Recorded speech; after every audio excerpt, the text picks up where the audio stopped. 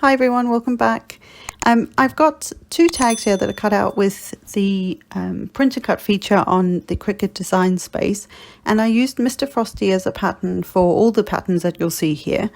And I cut the tags at 3 inches using the Winter Frolic Cricut image set or cartridge. And you bear in mind you can also do this if you have the old Imagine and still have ink for it. I then cut 2 trees because why not? And there's 2 different separate layers for the tops of the trees, which I will show you in a second. And so what I did was I put the same pattern on the small tree and then the same pattern on the larger tree. And this pattern, it's very interesting because this pattern actually scaled down, but the pattern paper that I'm going to add to this, I'm going to show you in a second here. That is a more full size or a different size pattern, if that makes sense, of the same pattern.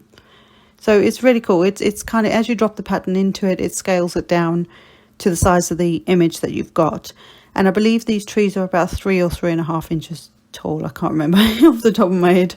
I actually did these a little while ago.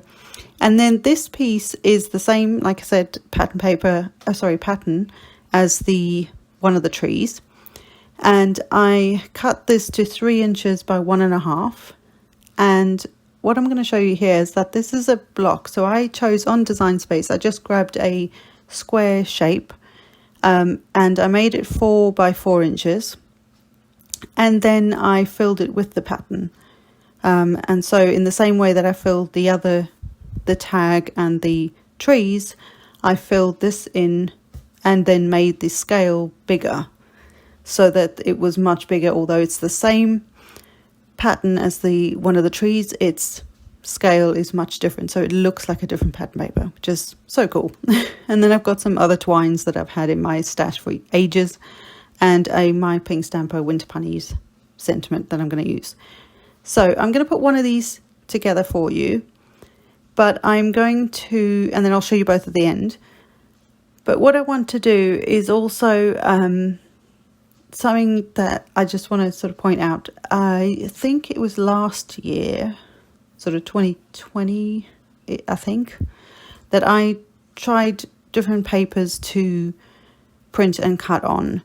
And when it came to actually using, and I just use my home printer, it's just an inkjet printer. But when it came to putting all the pieces together, I found that wet adhesive wasn't very good because it seems to react with the ink. Now, whether that's just me or something that I've done, because this is kind of new to me. So every one of the images that I used where I used wet adhesive, it seemed to react with that ink. So, and it smudged it and it made a bit of a mess. So I'm using dry adhesive here. So this is double-sided tape. So it takes a little longer when you've got spiky things like this, spiky trees, but it's actually worth it, and it's quicker, to be fair. Fairly quick because you've got to stick all the bits on, but if you had a tape runner, that would work too. It was just something I realized when I was doing, when I'd done the ones last year, that was something I noticed, and I thought, well, I don't know if I like this print and cut malarkey. Well, I'm glad I've persevered, and I'm glad I've done it again this year. And my cat's just chucked the twine on the floor. Anyway, ignore that. The other thing I'm going to do is I'm going to use a Cricut glue pen. Now, this has got it's like a pen, and it's a 2-way glue pen. So when it's blue, it's permanent. When it's clear, it's a temporary adhesive. But what I will say is I think getting a wrong marker, a Zig blue glue pen, is probably a better option, just because some of them have like a more of a felt tip on the end, and it'd be easier to get the ink on there. This worked and it was fine, but it's just a bit more, because it's like a pen, it's a harder nib, so I think the others would be better. And then I'm going to simply pop this on. Now, I couldn't remember which way around these trees in the little handbook. I couldn't remember which way around they went. So I actually do one where I've got the bigger tree at the back and the little one in the front, and then on the other tag I will do it the other way around, and you'll see that at the end, if you are happy to stick around for that. And that very easy layering. I also just want to say that I didn't use any coloured cardstock on any of this. This is all printed from the tags, the trees, the tree tops, the top layers, and the extra bit of pattern paper that I printed, as extra decoration on the tags. All of it was printed because I wanted to show you the whole thing, that you could do a whole project with this feature on Cricut Design Space. Like I say, you in the old days, and I don't know who might still own and be able to use a Imagine. I thought that was genius, but I didn't get that far. But this works. This works really well. The cardstock I've used is a Crafter's Companion. Let me just check. Printable light card. It's 160 GSM. So it is quite thin as cardstocks go. I don't think that's a bad thing when you've got lots of layers on your card and you've printed, because sometimes when your cardstock's thicker, and we use coloured cardstock and it's a good quality and it's thick, it can make that whole image, say it's a tree or whatever it is, can be quite chunky. So that's kind of nice because it can look almost like a bit of chipboard that you've created. But if you're not going for that, then this is quite nice because it still keeps it fairly flat and thin, but it's got lots of dimension in the layering side of it.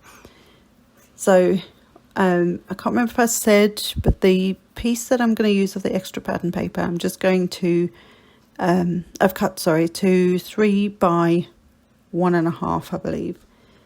What I was going to do, and I totally forgot until afterwards, like you do, is on the pattern. So this piece that I'm actually putting tape on now, I was also going to use a punch. It's like an old school thing.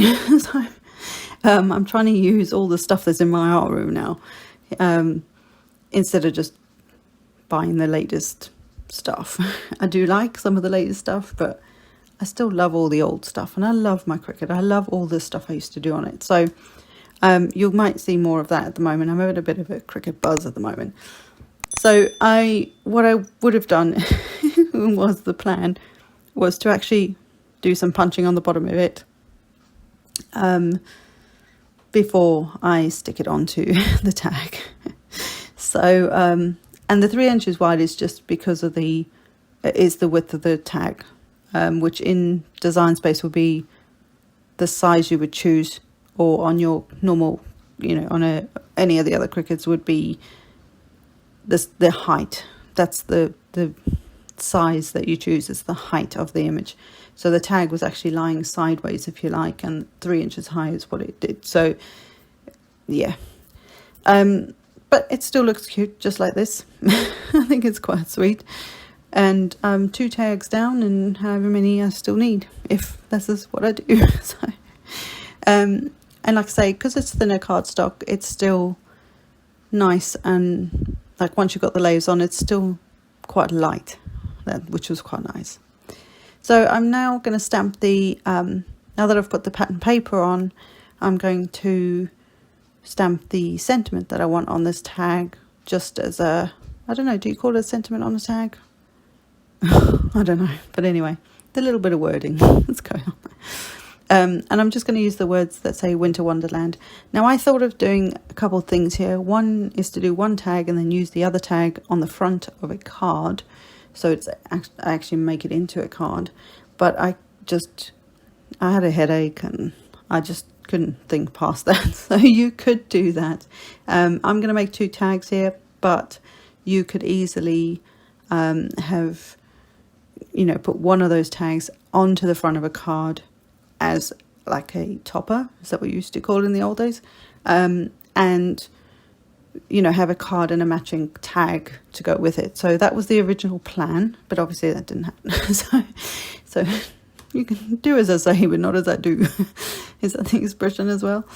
Anyhow, but whatever works for you. If you love doing your tags, making your tags, then this is an easy one to sort of mass produce as well, because you could do a whole page of, obviously it depends on the size of your printer. Most, in fact, I think the print format size on not Scan & Cut, Design Space at the moment is something like 9 3/4 by 6 3/4 or 6.5 or something like that. But it will tell you if it's too big for that area. So it will tell you that. So don't panic. But if you have the Imagine, which is where the print and cut feature originally came from, with Cricut, then you can obviously do 12 by 12 because the machine is made big enough to do that. So I've got some pop dots, foam things on the back of the trees, and I'm just going to pop them up on here. So this is very easy. This is not a difficult thing. I also wanted to do this in real time so you could see it.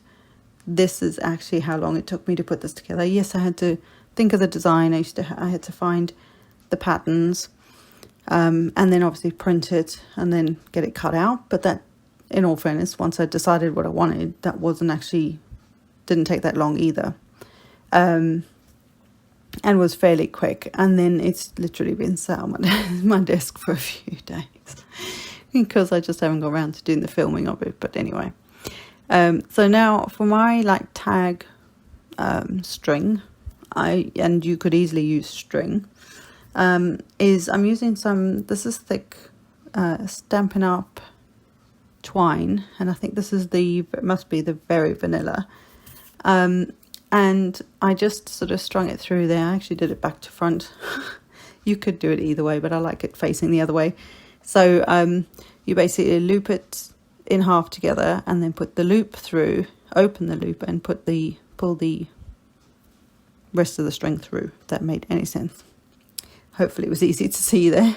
And then at the top I'm just going to tie a knot. I'm not worried about how long that piece is, as long as it's not ridiculously long, it'd be fine. And that way I've got a little completed tag, like proper tag, in my little opinion. And then what I'll do with the twine is I will take that and just add a little bit of extra decorative right at the top of the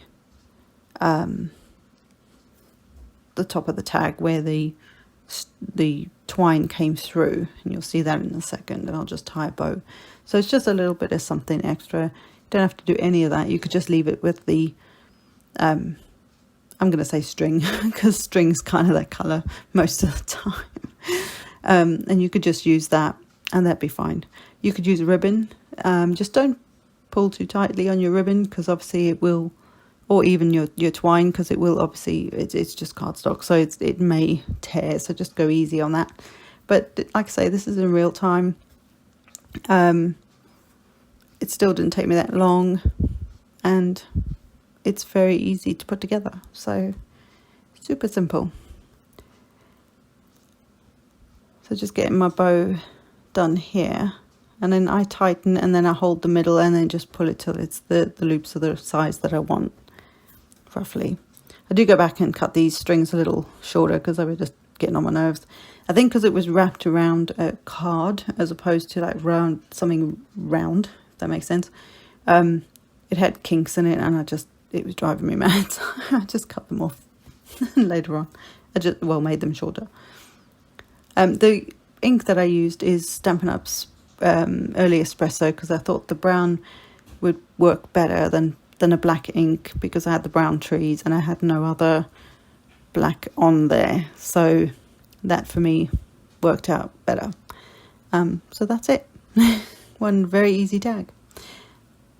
So I will show you both together when I stop playing with it. And there you go, guys.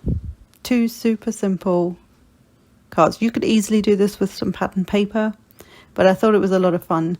I do need some help with and I may write to Cricut because I struggled to find the patterns. They're kind of out of order. They're not in order of the booklets.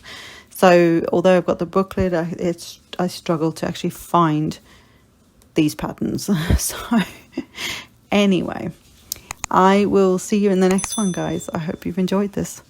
Bye.